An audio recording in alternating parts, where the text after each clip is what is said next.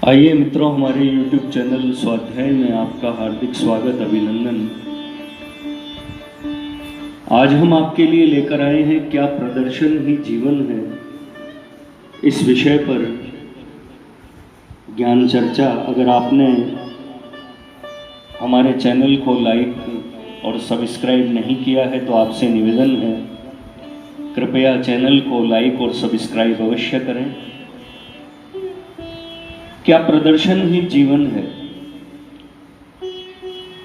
अंतःकरण की शुद्धि के बिना व्यक्ति के चरित्र में निखार नहीं आ सकता।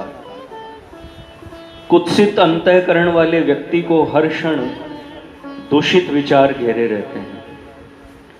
तामसिक अंतःकरण वाला व्यक्ति उपलब्ध मधुर रस को भी मदिरा में बदलने की चेष्टा करता है। ऐसे व्यक्ति के जीवन में अशांति और उदंडता पूर्ण रूपेण व्याप्त रहती है। उसकी वाणी और कार्य इतने तामसिक हो जाते हैं कि सत्व गुण का उसके समीप भटकना ही दुष्कर हो जाता है। उसकी हर क्रिया में अहंकार की छाया स्पष्ट प्रतीत होती है। यदि कहीं सत साहित्य और सत्संगति से वह कुछ समय के लिए दूर रह जाता है तो वह एक पूरा नट बन जाता है। वह अपने भले बुरे प्रत्येक कार्य की प्रसिद्धि चाहता है। ऐसे व्यक्ति का आत्म सुख इसी में निहित है कि उसकी हर बेसिर पैर की बात को लोग सुने और उसे वाहवाही दें। इस प्रकार उसका अहम ईगो असामान्य रूप से अमर्यादित हो जाता है। अपने अहं के प्रदर्शन के दौरान वह अनेक लोगों से ईर्ष्या मोल ले लेता है।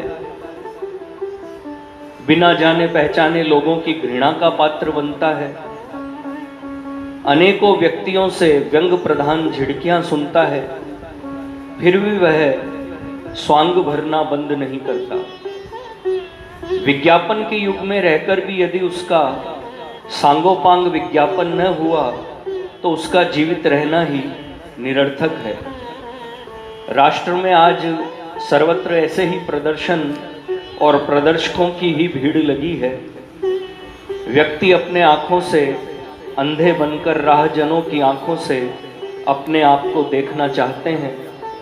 घर बर्बाद हो जाए कोई परवाह नहीं, स्वास्थ्य क्षीण हो जाए कोई चिंता नहीं, कर्जदार बन जाए कोई विषाद नहीं।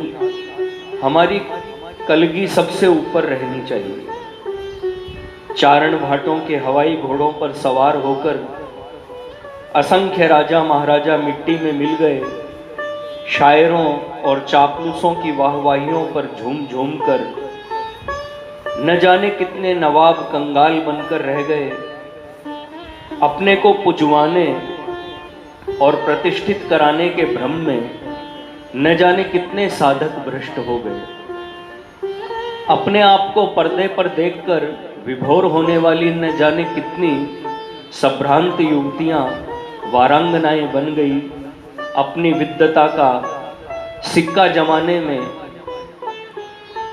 जमाने के मद में असंख्य विद्वान अष्टावक्र द्वारा परास्त कर दिए गए। फिर भी व्यक्ति के अहं का अशिवत्व सहज में मिटता नहीं। आखिर सिर थामकर मिल्टन को लिखना ही पड़ा, fame is the last infirmity of the noble mind. यशोलिप्सा व्यक्तित्व की अंतिम दुर्लभता, यशोलिप्सा व्यक्ति की अंतिम दुर्बलता है। वितेषणा और पुत्रेषणा से विरक्त होना सहज है, किंतु लोकेषणा के अष्टबाहु ऑक्टोपस से बचना हो तो तलवार की धार पे धावना हो। प्रत्येक व्यक्ति औरों से सहानुभूति की अपेक्षा करता है। यह व्यक्ति का अर्जित दोष नहीं है। हमें भी कोई सुने। चित्त में इस प्रकार की चुलबुलाहट का होना प्रकृति जात है। अध्ययन और अभ्यास के द्वारा हम इस प्रकार के नैसर्गिक संस्कार का उद्दातीकरण कर सकते हैं, किंतु इसका पूर्ण रूपेण वाष्पीकरण तो तभी हो सकता है जब जीवात्मा का इस देह से कोई संबंध ही न रहे। जहाँ जीवित शरीर है वहाँ सहानुभूति का भाव भी है, लेकिन जहाँ यह सहानुभूति का भाव अपने कल्पित नाम को वाहवाही का चोला पहनाने की ताक में भटकता है, वहाँ साधक व्यक्ति निश्चित रूप से भ्रष्ट हो जाता है। व्यक्ति माना अपमान के जाल में उलझकर उन्मत्त हो जाता है, उसके अंतःकरण पर अहंकार का एक छत्र राज्य हो जाता है। मन, बुद्धि और चित्त तमोगुणी अहंकार के अर्दली बनकर रह जाते हैं।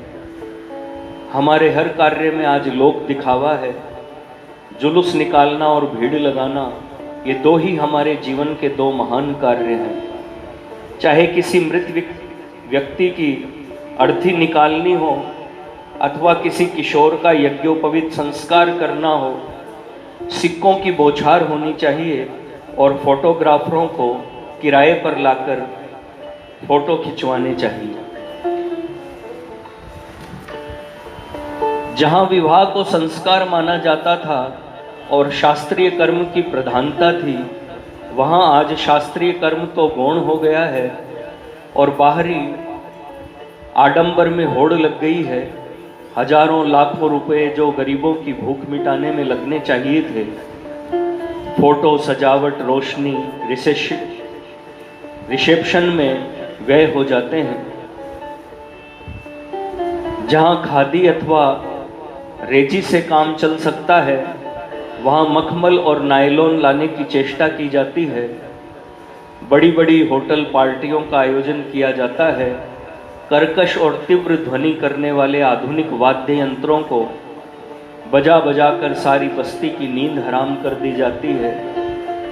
विद्यार्थियों को अपने अध्ययन से विरक्त किया जाता है।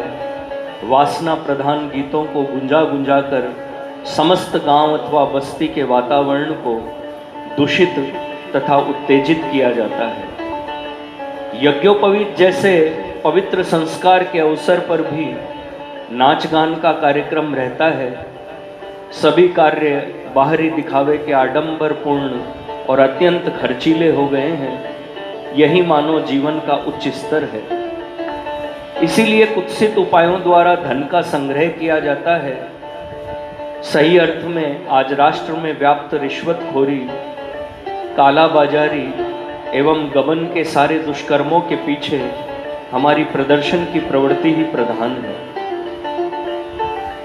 आज संपूर्ण राष्ट्र नट बन गया है और तो और हम आत्म कल्याण के कार्य को भी अप टू डेट बनाना चाहते हैं। वह कीर्तन ही नीरस है जिसमें बाहरी बनावट सजावट न हो। फिल्मी गानों की तर्ज में जब तक भजनों का आलाप न किया जाए तब तक कीर्तन अथवा जागरण का जमना ही कठिन है। लोग कीर्तन स्थल पर अत्यधिक बंठन कर जाते हैं। मुंह मांगा पारिश्रमिक देकर गवैयों को बुलाया जाता है।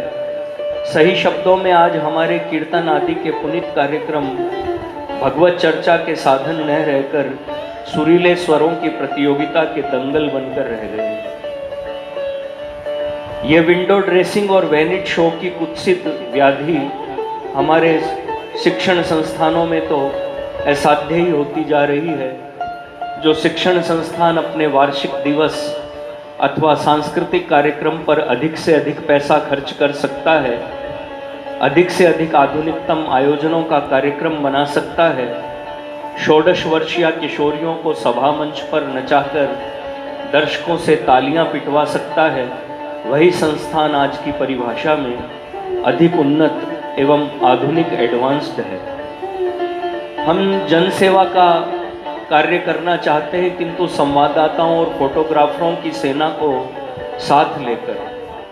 जलाश्रय बनकर तैयार है, विद्यालय भवन बन चुका है, चिकित्सालय में औषधियाँ और डॉक्टर आ चुके हैं, लेकिन उद्घाटन के अभाव में ये चमगादड़ों के आवास स्थल ही बने रहेंगे। प्रतिवर्ष इन उद्घाटन समारोहों पर लाखों रुपए पानी की तरह बहाए जाते हैं। सड़कें तोड़ी जाती है, तोरण द्वार बनाए जाते हैं। जिस संस्था अथवा स्थल का उद्घाटन करना होता है वहाँ 1 सप्ताह तो तैयारियां करने में ही लग जाता है। इसके उपरांत भी राष्ट्र की आर्थिक स्थिति स्वस्थ नहीं है। आज घर घर में वक्ता और नेता भरे पड़े हैं। हर एक व्यक्ति बोलने के लिए उतावला है। सहिष्णु एवं संयमित रहकर विचारवान बनना किसी को पसंद भी नहीं है। आज तो जिस किसी को भी अक्षर ज्ञान हो गया है वह अपने आप को कवि कालिदास से कम नहीं समझता। जिस किसी को भी गीता का एक श्लोक याद हो गया है तो वह अपने आप को जगतगुरु शंकराचार्य मान बैठा। यदि किसी को रामायण की एक अर्धाली याद हो गई तो वह स्वयं को गोस्वामी तुलसीदास मान बैठा है। गंभीरता तो आज अजायब घर की वस्तु हो गई है। प्रत्येक व्यक्ति अपना फोटो खिंचवाने को आतुर है। अपने को शिक्षित कहाने वाला जन समुदाय अपनी ही छाया के पीछे बावला है। पर्दे वाले स्वयं को पर्दे पर देखने को व्यग्र हैं। समझ में नहीं आता यह किस प्रकार की जिज्ञासा है। राष्ट्र में जिधर भी देखिए अहंता और नग्नता का प्रदर्शन, ईगो एंड एग्जीबिशन है। हम अपने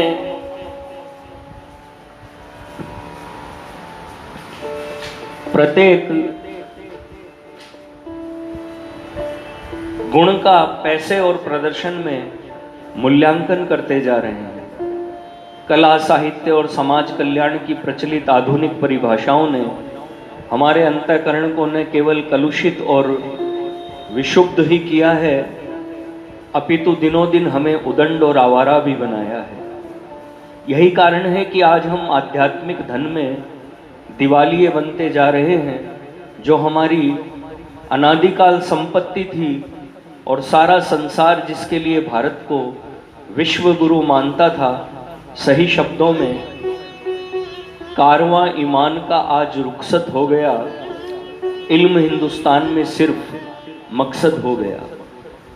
मित्रों, यह थी क्या प्रदर्शन ही जीवन है शीर्षक पर एक छोटी सी चर्चा। अगर आपने हमारे चैनल को लाइक और सब्सक्राइब नहीं किया है तो आपसे निवेदन है, कृपया चैनल को लाइक और सब्सक्राइब अवश्य करें। धन्यवाद।